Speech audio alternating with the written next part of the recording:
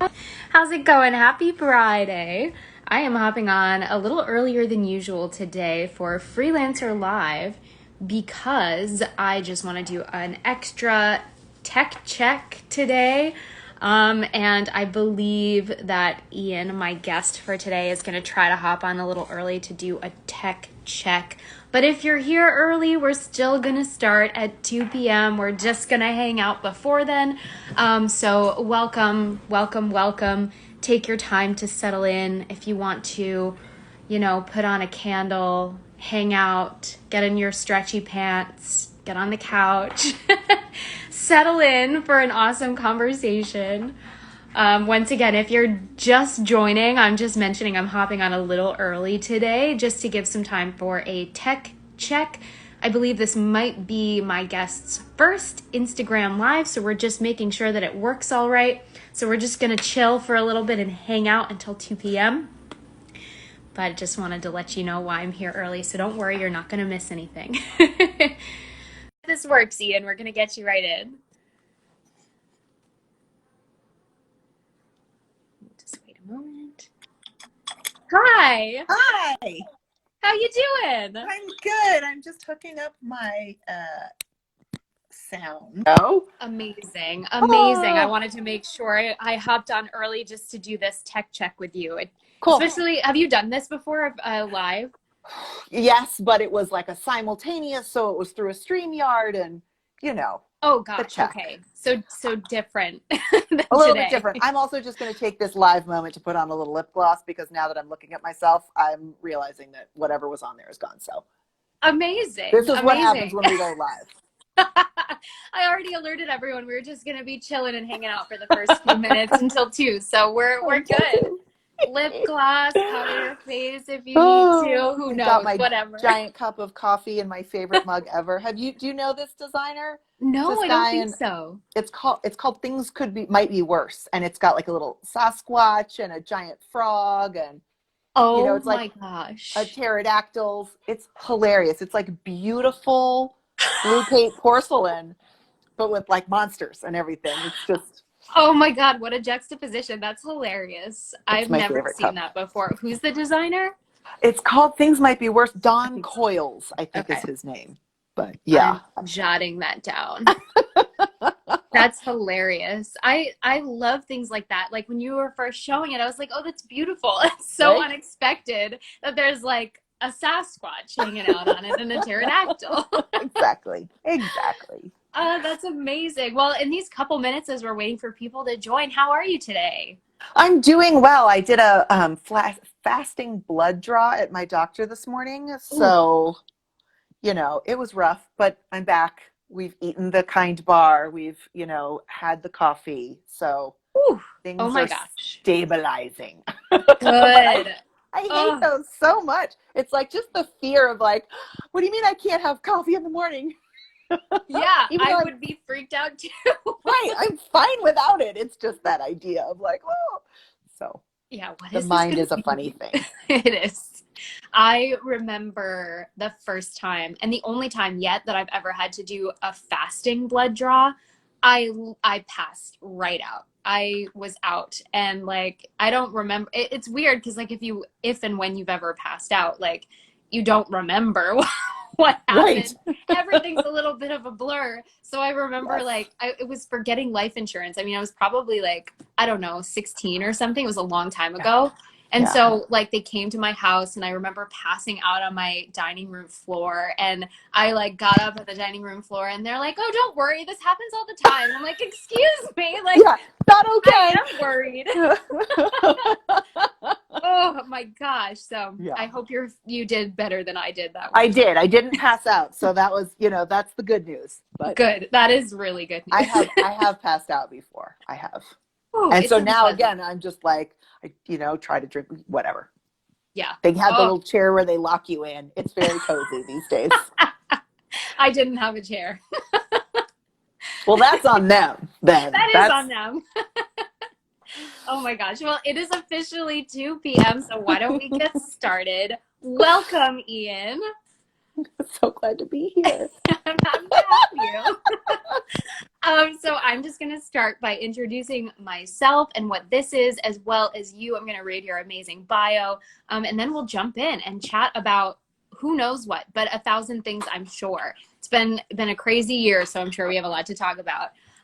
So welcome for anyone who's joining us for the first time. My name is Erin Coles, and this is Freelancer Live.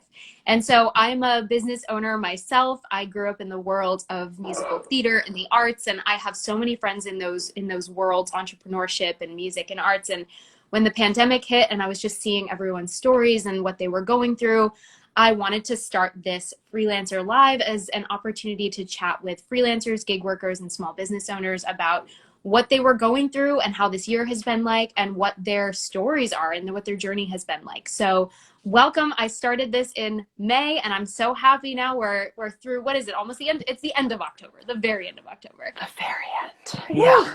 It's been a weird, crazy year that's gone by really fast and really slow at the same time. Right? Exactly. Yes. And I'm so excited for Ian to join me today. Ian is my personal bookkeeping company that we use for our business. And well, Moxie, you're not the company. I guess you are the company, but Moxie Bookkeeping is the company. And we have had such a great experience working with her, and I'm so happy to have her today. Let me read her bio to all of you and share a little more about what she does. So Ean Price Murphy founded Moxie Bookkeeping and Coaching Inc. in 2003 to work with organizations deeply engaged with their work, but frequently not comfortable with the numbers. Unlike other consultants, Ian isn't a Wall Street or corporate escapee. She has decades of firsthand knowledge of the challenges of being a small business owner with staff. Ian is a certified mastery level profit first professional, certified Fix This Next advisor, Xero Platinum partner, Quickbooks ProAdvisor, and a certified business coach. Amazing, and welcome. Thank you. Thank you so much for having me, Erin. Of course. So I would love to start by having you share a little bit more about yourself, anything you want to share, and sort of your journey from wherever you started out to where you are today. Yes. Well, so the big thing, and this is a story that I didn't start telling until a few years ago. The big thing that started me on this path was that I grew up in a family where my dad is a musician and my mom was actually going to medical school when I was growing up. And so, there was a lot of emphasis on education and stability and work hard and you'll do okay. But there was no financial education around that. And, we just kind of didn't talk about money. And I knew that there wasn't a lot, available to us, but I didn't know what that meant. Right. Yeah. I knew that, so my best friend who lived right next door to me had a woman of means. Her family had money. And so, her parents were the ones that took me on vacation. We didn't do family vacations unless we were going on tour with my dad, which is kind of a different thing. It was a lot of not fun. So much a vacation. But not so much a vacation when you're loading equipment. Yeah. So, and she had access to a lot of things. And so she went to this private girls' school for high school. And so I begged my mother to let me go. And, she sort of said, well, sure, if you can get in, but like, if you start acting like a snob, we're going to yank you out of there so fast your head will spin. And I was like, whoa. So, so this school that I went to in Northern California called Castellea, which was a non-denominational school, it was sort of a pipeline to Ivy Leagues. And, it was an all-girls school. The girls that went there, the question was, what color BMW are you going to get for your 16th birthday? Oh my goodness.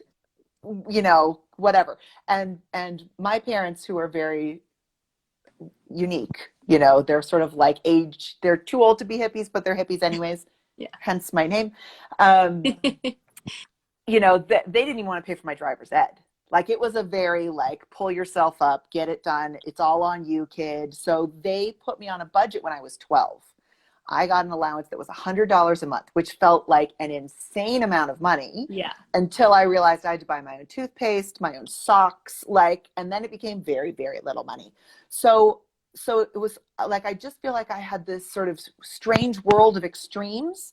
And, again, money was super important to keep food in the fridge, but it was also really devalued in especially my father's work. Like, he worked as a civil servant during the day to pay the bills, but his head was definitely in the jazz clouds.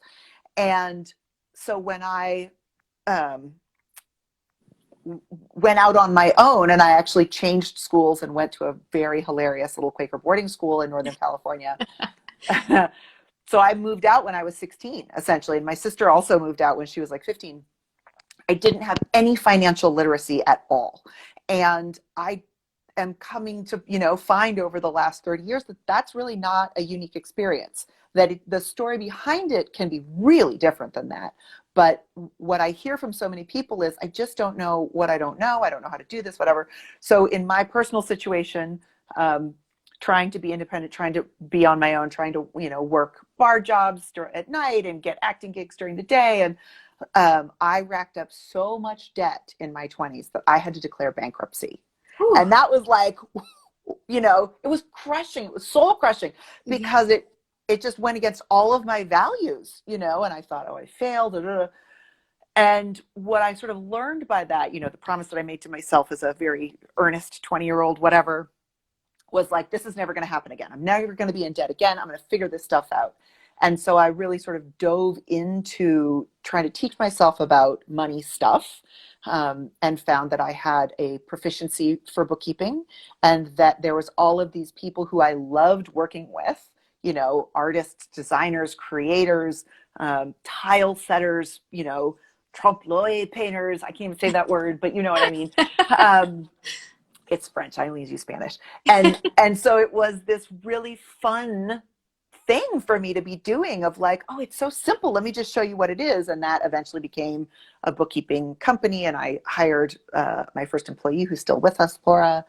And then it just sort of evolved, because what I kept finding is, bookkeeping only takes you so far. And where it takes you to is, here are your perfect books.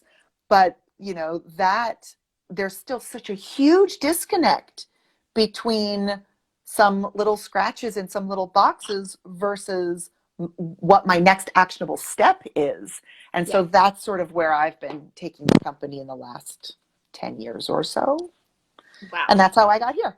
That's amazing. That's amazing. I love that story. I love that. And I'm so happy that you have started to tell that, because I think knowing where you've come from and how deeply you understand the woes of finances and the highs of it, these people that you went to school with, and sort of the lows of it, like seeing your father as a musician, it's like really an amazing background to be doing exactly what you're doing, because you can connect to your customers in a way that I don't know if people would realize unless you shared this story. So I love that. It's amazing. Yeah. It took me a while, because I just thought, like, who would want a bookkeeper that had gone through bankruptcy? Like, how horrible. And what I realized instead was, right, like, no, I've really scraped the bottom of this learning barrel. Yes. And it means that I have no judgment. Like, people come to me and they're like, my books are a mess and I'm in $10,000 debt. And I'm like, oh, sweetheart, I got you. Don't worry. We'll get you out of that. Yeah.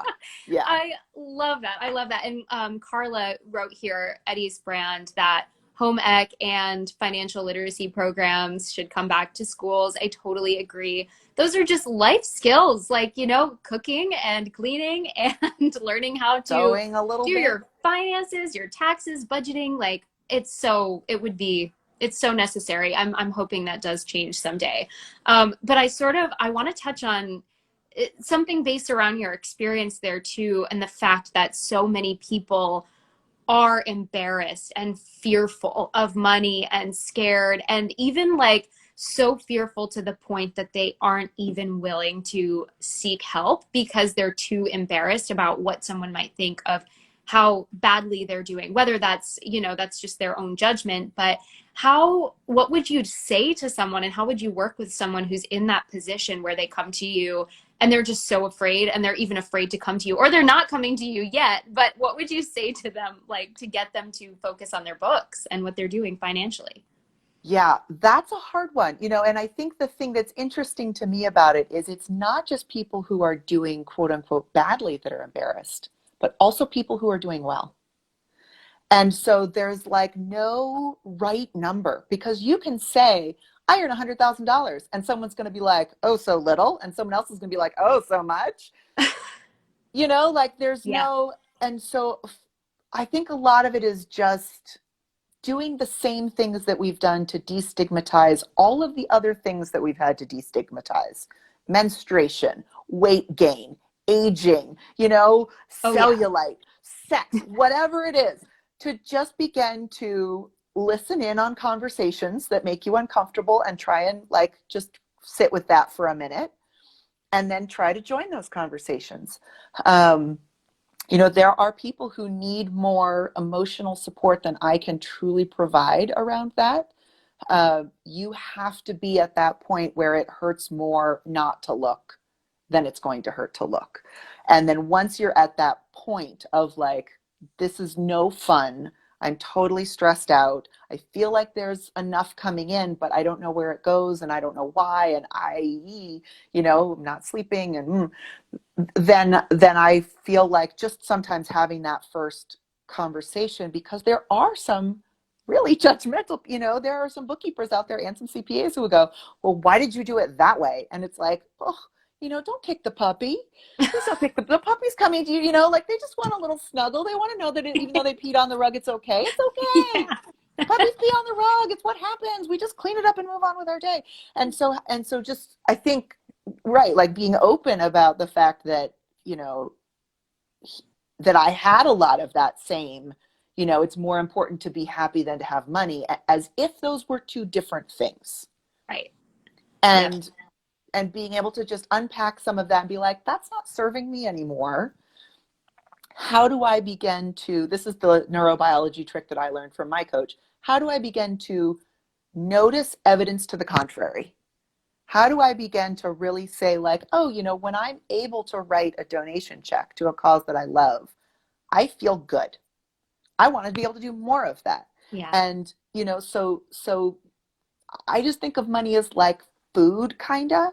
And you can either like ignore your body's needs and put yourself on some crazy way of eating that may or may not be healthy, right? You might be told that it's healthy, but it might not be healthy for you, or you might be ignoring it completely. And it's another like very emotional thing. And so just learning to kind of, what I do like about numbers over nutrition, although nutrition is a lot about numbers too, unfortunately, is that Right.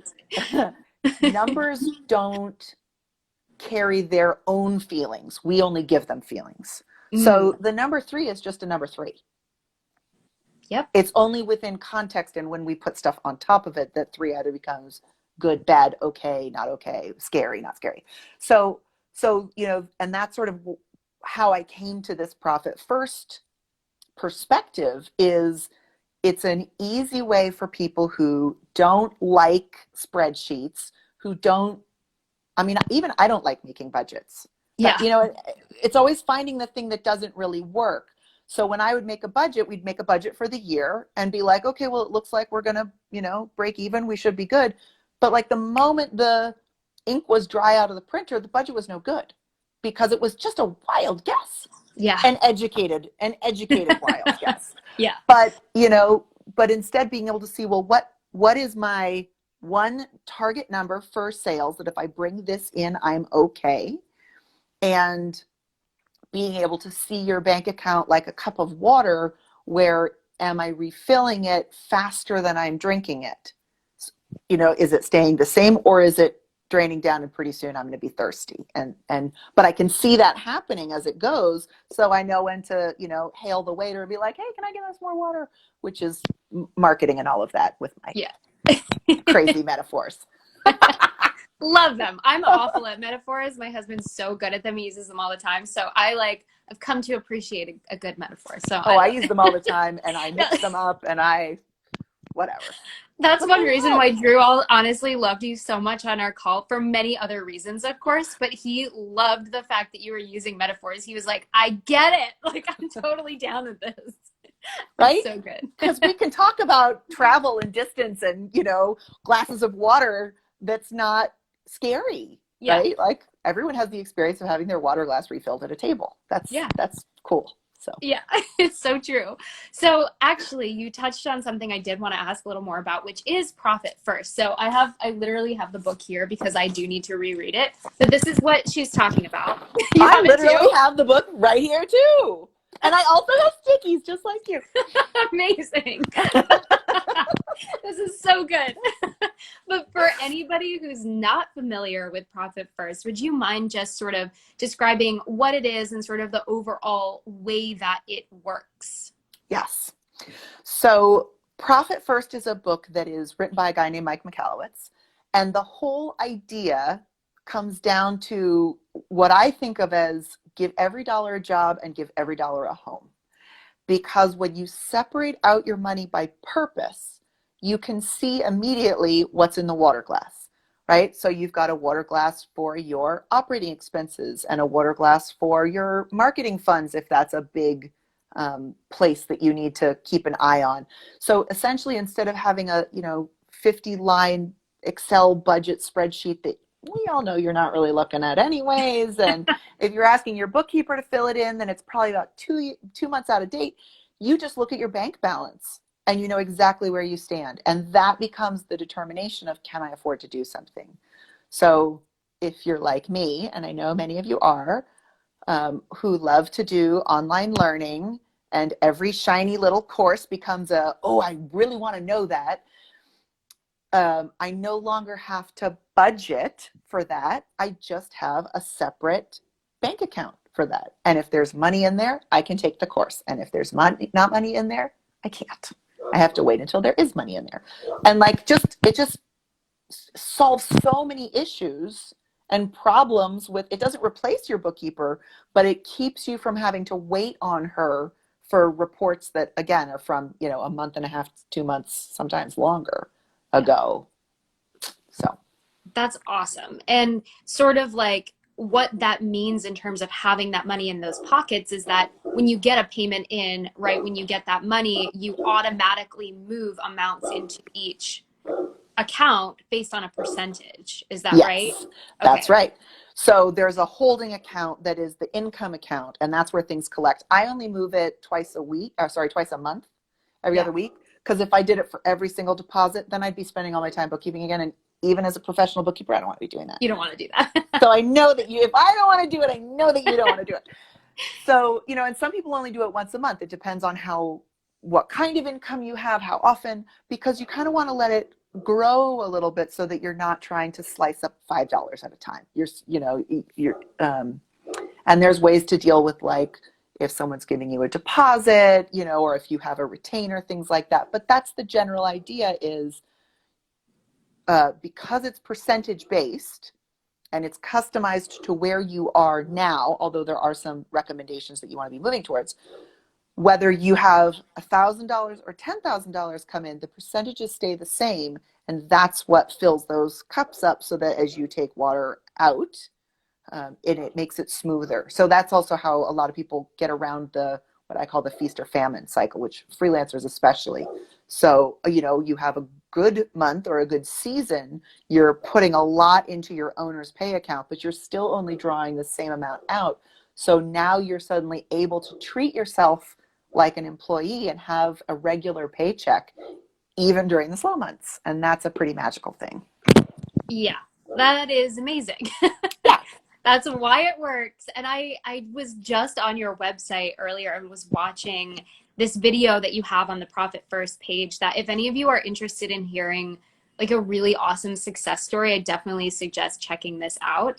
And it's this video of this couple that started a company together, and the female counterpart of the couple was like, oh, I really am craving carrots. Let's go get some carrots. And they literally had no money anywhere in any account and not even enough like cash lying around to get these. And they were like, oh, shoot, we're in trouble. And started implementing this profit first method and totally turned things around. They were able to they had more money in their tax account than they even needed to pay their taxes. And it just it's so inspirational to see that, because like even me who has read this book and we've been trying to do it, we've fallen off the bandwagon a few times. And so it's like a good reminder to be like, this works. This is so helpful. And it helps like the crazy entrepreneurial brain sort of have a method to where that money goes, rather than like seeing it come in and then taking it out or putting it right back into the business in something that like became urgent all of a sudden. Now you have these pockets that you can use. So I love this method, and I'm so happy that you teach it, right? And you work with people on like a one-on-one company to company basis if they're interested in learning more about it. So like, how does that process work? If someone comes to you and they're like, we want to do this profit first, like what does that look like for you? Yeah. And we recently just started a group program as well. And we're going to be doing a little express version of it in November. Oh, yeah, tomorrow, I guess. No, it's not going to start on the 1st. But just a 4-week version of what's normally a 3-month class to try and get people started on the right foot. So, everything that we do starts with, are your books okay? Because we don't want to be calculating percentages on numbers that aren't really real. So we start with this deep dive and we go into whatever software you have, or get you set up if you don't have software, which is also okay. Not everybody has software. So that we know kind of what's happening. And if you're a new business, you're actually in the very enviable position of not having to deal with what have you been doing, and can just start right with the recommended amounts and have that keep you in a very healthy budget right away. And so that's what we do. We make sure your books are okay. We calculate those allocations with you, and then we give you a roadmap and a couple of check-ins at the quarter mark to say, how did it go? How did it feel? What are you going to do with your profit distribution that is actually rewarding yourself and building in that habit of letting the business support you, not just you pouring all of your love, energy, time, etc. into the business. So Yeah, I love that. yeah. This made me think of something that I wasn't planning to ask, but here we go. That's the beauty of these and where the conversation goes. So what if like somebody is wanting to do this, but as they're looking at all their numbers and whatnot, they're simply realizing that they're not even bringing in enough money, like to do any of this stuff, to actually put it in the right pots or to have enough to pay the taxes, like, and clearly their margins are high enough, all of that fun stuff. Like, what would you do first to get someone in a good place? Or what would you recommend, even if it's not you personally working with them, to sort of get them moving in the right direction to then get their books and finances in a good place? Yeah. One is raise your prices by 5%. Like, I can say that to just about everybody, and very few people will actually do it. But a 5% increase can make a huge difference in the stability of your business. And rarely is that such a big jump that people get mad about it. Yeah. And so again, just this back to this idea of emotions and money, etc. We increase our prices by a small amount, around 5% every other year, to keep up with cost of living. It actually doesn't quite keep up with cost of living. And so we have clients that are, grandfathered in, that have been with us for years and years and years, who, feel like, oh my God, I'm paying so much now. And, that may be true for them. But numbers are not emotional. And so what I say is, listen, you need to make the best business decision for yourself. If this doesn't feel great anymore, let's work on something else. So there's 2 things that I think important to consider if you're not bringing in enough. One is that a problem of you're not attracting enough people to you? Meaning that you really need to get your marketing on point, in which case Donald Miller's story brand is the best of the best. And I think his online Business Made Simple course is like under 300 for the year, and it's beautiful. I love it. Or you are bringing enough people in, but you are so tangled up in your own stuff around charging an appropriate amount, or spending an appropriate amount. And so we look at kind of what that, let's look at because if your overhead is 70% of your income, there's really, you got to cut expenses or raise prices, ideally both. Yeah. And, again, that's one of those things that I had to sort of go through, because given my personal history, my heart is with small business. I have no interest in working with corporations that can afford to pay me $40,000 a year. There's a lot of people who prefer that market. Great. But it means that I have to be very mindful about my pricing to make sure that I'm not taking food out of my own mouth, to make sure that someone that I like and want to work with is working with, that I'm not paying for them 100%. Yeah. So it's just finding a balance, and again, Beauty Profit First is everything you need to know is in the book, including how to make your own profit pod and how to set up an accountability. So if you really want to be careful about your money and just get the foundation down, just get a buddy, read the book, do a little book club around money stuff, right? Again, begin to participate in some of those uncomfortable conversations, and then hire a professional to come in and spot check for you.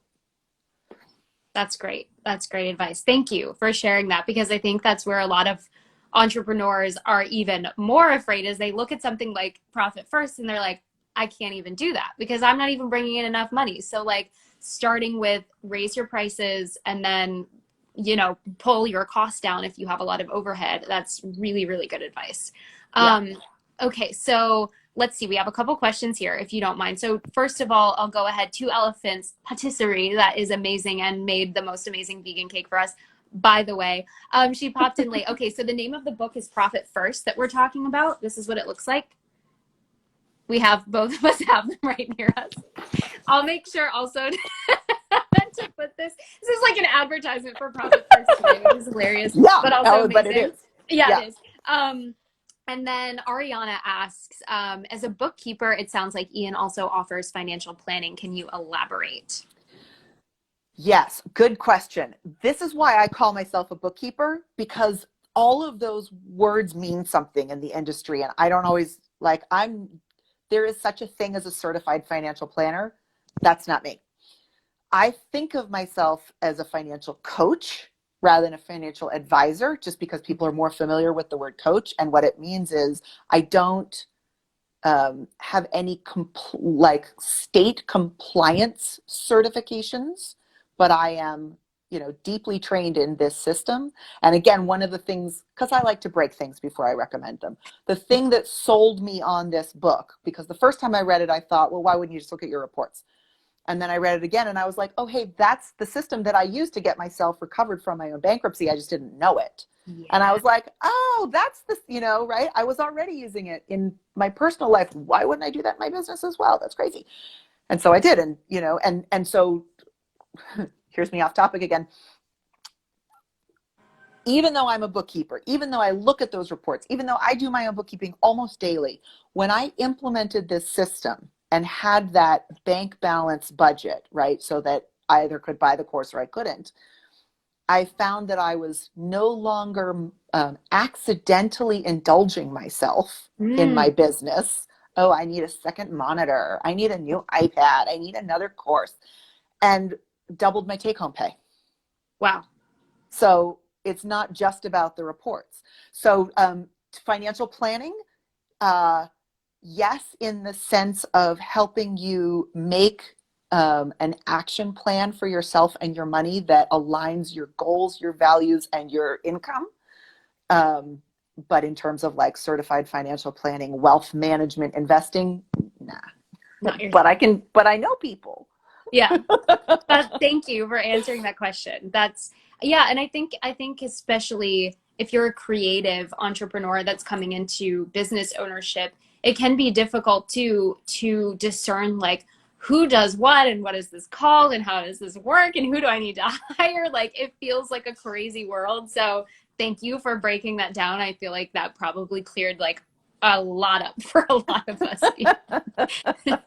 Well, I've already seen how much I talk with my hands. I have the little hand puppet that I do about this is the old financial structure. It used to be that there was a accounting clerk who was supervised by a full charge bookkeeper who did the reconciliations, who then handed everything to the CFO, who did all of the budgeting, forecasting, etc., who then talked to the CEO, and then they all took it to the accountant, right? Yeah. And that's gone like this. So bookkeeper business owner who's really out doing stuff and isn't even in the picture. Yeah. And so one of the problems comes, if I can do this without blocking my face, is that the bookkeeper, without any oversight, is giving the books directly to the CPA who's accepting them. And the business owner oftentimes is like, once they get their taxes back, they go, but wait, that's not right. Or that feels wrong. And no one's bothered to explain to them why the money that they're paying taxes on is not the same thing always as the money they have in the bank. And these are things that are important to know, that are just financial literacy. It's not bookkeeping. It's not accounting. It's not. So yeah, it's hard to know who to go to. Yeah, that's so helpful. I love that. And I love that you focus on this and provide that as a service to people, that sort of coaching side of like, this is how you can do it and this is how you can break it down. And once again, that's another thing that Drew and I loved about you when we talked to you, is that it wasn't about like, oh, that's not my job, I'm not going to give you any advice about what to do to increase your margins or whatnot. It was like oh yeah, just start by, yeah, you literally told us on the phone, start with the 5%, raise your prices 5%. And that definitely led us to a larger conversation of looking at the next few years and when we were going to implement pricing increases. And so it's so valuable to have someone like you in our corner, and for any entrepreneur that has somebody like you, to like have someone who isn't just like, no, I'm not even touching that. It's like here, I don't know all of this, but here's what I can give you. Here's something that might help. It's so valuable. So thank you for that. My pleasure. I love doing it. I know it's weird, but I do. I love it. It's you know what, I was listening to some of your podcasts that were on your page, and one thing that I loved sort of you mentioning is the fact that once you get over that fear of the numbers, it really can be fun and exciting, which sounds crazy if you're not there yet. But once you start to understand what those numbers mean and what they look like and what you can do with them and how it can really help you grow, you stop being afraid and you start being excited by looking at your books. It's like a weird transition, but I'm sure you've seen that a bunch. Is that true? That is true. Was that my learning to drive metaphor? Oh, I don't. Tell me the metaphor though. So the metaphor I use is like, it's like learning to drive a car, right?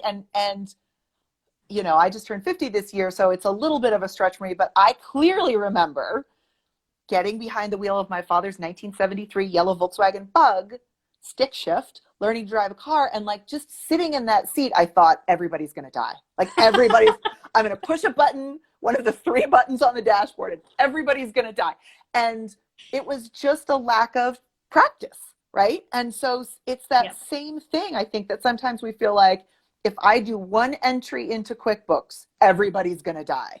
And that just with a little like hand holding guidance, like, no, that's just the turn signal. It's fine. You can touch that one. It's okay. And, you know, and that within 6 months, you know, flying down the freeway with the windows rolled down and the radio cranked up, and like, it's just practice. And so, yes, it can feel terrifying, but it's just like learning to drive a car. It's just a skill. Yeah. I love that metaphor. I did not listen to that one, so I'm so happy that you shared, and I'm going to have to go back and do that. Okay, so let's shift gears for a moment and talk about this year. So I know that when we were originally emailing and talking about pandemic and what's happened during 2020, that you shared that gratefully and thankfully you haven't seen a major change in a negative direction, given the fact that you've been online already and been working with clients in that capacity. But I know that you mentioned you would love to share a couple of success stories or some things that happened with your clients during this time. So I'd love for you to share whatever you are willing and able to.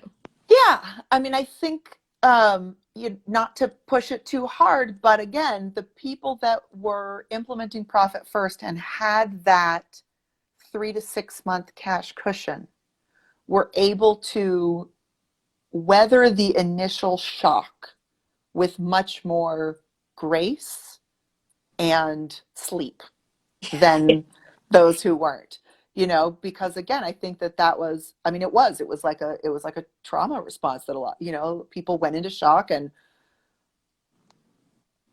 so, you know, we primarily work with service professionals. We do have a little bit of everybody in there. And so, you know, we have a couple of retail stores as well. And so those were the people that were hit the hardest were people who had employees that were generally paid a pretty low wage, and so were really excited about the additional unemployment and weren't really looking to work until that came out, especially just given health Yeah. questions, and that they were still locked into paying rent, etc. But what was interesting was how differently the restaurants that we do responded, and that by simply being able to be like, well, that's not going to work, what do we do, and immediately moving, taking, some sort of decisive action and trying out, well, great, let's just switch to pickup, let's switch to delivery, like with what we've got, what can we do, rather than just freezing, which again is a natural biological response. You just want to shorten that freeze as much as possible. That those people, who were able to pivot or were able to open online stores, some of them have been doing better than pre-pandemic. And some of that, I think, is again just this outpouring of heart. Yeah. Tipping has gone up enormously, and I think that's fantastic, so that people who are coming to pick up their own food were tipping the servers that were there more than they would have if they brought them the food to the table. Um, but it felt like the first 2 months were really just about hard conversations with us. Like we were working a lot without really doing much, just trying to, absorb that with our clients and talk about, like, whatever your choice is, we're here, and like, let's take a look at, you know, again, what do we need? What if we if we paused everything we can pause, if you call every credit card and negotiate your rate down or tell them you're not going to pay for 2 months. I mean, in some ways it was a moment in time when all of the strategies I'm already telling people to do, like, why are you paying 19% interest? Call your credit card. Tell them you only want to pay 9. Tell them you want to pay 0. See what they say. That people were finally had time to do that. They had the time and the motivation to call their cards and be like, and so I think that there's always hope. And again, sometimes you just don't have the energy or the resources to get through it, and that's tragic, but that's okay, right? Yeah.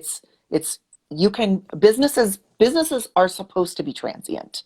They're not supposed to be your life. They're supposed to come and go, and you're supposed to reinvent it even under the same name from time to time, so that you stay engaged, interested in what you're doing, that you're finding, the place where what you like to do and what people want, what problem they want solved meets.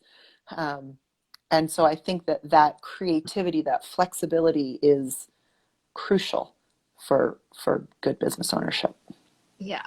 I love that. I love what you just said so much. It's so true. And I think that so many business owners too are afraid to change because they've been doing something the same way for so long that, sort of hearing that as like it's sort of part of the natural business process is really, really good to hear. And I would love to know your experience as sort of, okay, so the pandemic hits. Nobody knows what's going on. No one knows how long it's actually going to last and how much it's going to affect us in the long term. But people are coming to you as an expert for advice. Like, how did you navigate and manage that? Like, not knowing the answers, but still having to offer advice to your clients. What was that like? Well, I think, and that's where I'm really grateful for some of my coaching background, because, my bookkeeping consultant brain just wants to problem solve. Like, I just want to come in and Yeah. write you the prescription and be like, just do this and everything will be fine. But I feel like in moments of great uncertainty, that is actually a grave disservice. And so being able to just say, yes, I'm an expert and I don't know either. So, rather than try to predict every outcome, let's just take a deep breath, give yourself some grace, and let's look at 1 or 2 things that we can do today, not 15 or 20, because that's not going to work. So again, like, just maybe today, like, what do you need to do to feel better about today? Take the rest of the day off, go do it, right? I mean, again, when we are the whole container for the business, it's very easy to feel like, if I look away for a second, everything is going to explode. Yeah. Maybe, but if you have to be that vigilant to keep it going, it's probably not going so great anyways, and maybe exploding is okay. Yeah. Right? I mean, again, the life that I was living, the fact that I was earning $9 an hour working as someone's office manager, it's no wonder I went bankrupt, right? It wasn't that I wasn't working hard. It's that I literally didn't have the income to support groceries and rent. Yeah. No surprise, $9 an hour. Just the Wish fact. someone had told me. I just had to figure that out my hard way.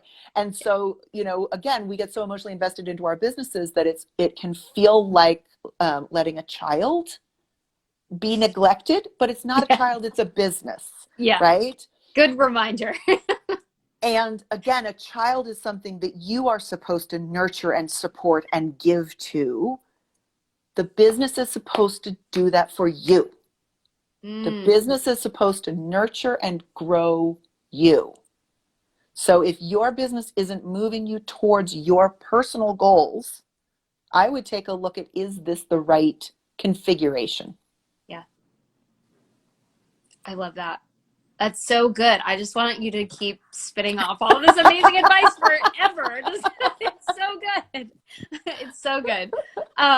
Okay, so we should probably close out pretty soon, but I would love for you to share anything that you want to. If you have any advice, if there's anything you didn't say that you definitely wanted to, please share that. And then also let people know where they can find and follow you and work with you if they would so choose to work with you. Yes. So, baby steps. Action is better than no action. Clarity comes through action. If you don't know where to start, you probably already have a business savings account that came with your business checking account. Just start putting 1% of your earnings in there until you figure the rest out. Read the book, listen to it on audiobook. You can get it from the library. You don't even have to pay for it. And just think about what that might look like for you, and let yourself dream a little bit, because that's, giving yourself another business book to read is not the most fun thing in the world. But if you think about why, find your why. If you know why you're doing it, if you can come to this place of, what would it mean for me to be making more than I needed? What would I do with that? And, pick a favorite charity. Give yourself a reason to become comfortable with money. I'm like, my 2021 and probably well beyond that is to get spiritual, emotional people to be comfortable with money and power. Like, it is time for us to not lay back and be gentle about it, but to be like all in about it in like big fiery ways. So again, you don't have to keep the money just because you earn it. You don't have to keep it. You can go do good with it. So that's my one piece of advice. And then, of course, you can find me all over everywhere online. We have an Instagram, Moxie Bookkeeping. We have a free Facebook group called Profit First for Creatives, where you can come and like dip your toe in and see if it's what you like or not, and ask a million questions there. And I answer them because I have a hard time not talking. Our website is moxiebookkeeping.com. There's a freebie on there called 4 Simple Steps to Keeping More of What You Earn, which I am in my brain already retitling Quit Leaving Cash on the Table, and get a guaranteed profit without selling your soul, which is what I think Profit First is really all about. Yes. And then we're going to eventually, in the next day or two, I'll have information on our website and on our social media about this express version of the class that we're doing in November. That's amazing. It. Congratulations on that. Thank too. You. I'm continuing to do that. That's amazing. And somebody said here, you are so chill and easy to listen to. I love this. That is like perfect. That is exactly what you are. And I think so many people feel like money, accountants, all of that scary. They're going to be judged. Like, that's not necessarily the case. You just have to find the right person. We've been in business for 7.5 years, and we just started working with Moxie Bookkeeping at the, I think, end of 2019. So It took us like 6 years to find Ian and find somebody in a company that we really loved. So don't stop looking / just reach out to Ian if you're interested. But I would also add to that, that our sweet spot is working with you or your VA or your whoever doing the data entry. Like, we don't need to take over your data entry. I love education empowerment, getting business owners to really understand their business by doing it, and then be like, okay, I'm ready to hand this off. And usually a VA is the first person you want to hand it off to, and then we can help supervise. That's awesome. So, yeah. Thank you Thank so you. much for joining me today, Ian. You are amazing. I'm going to go into that Facebook group. I did not know that existed, so I'm going to hop in there immediately after our call. But thank you again for joining.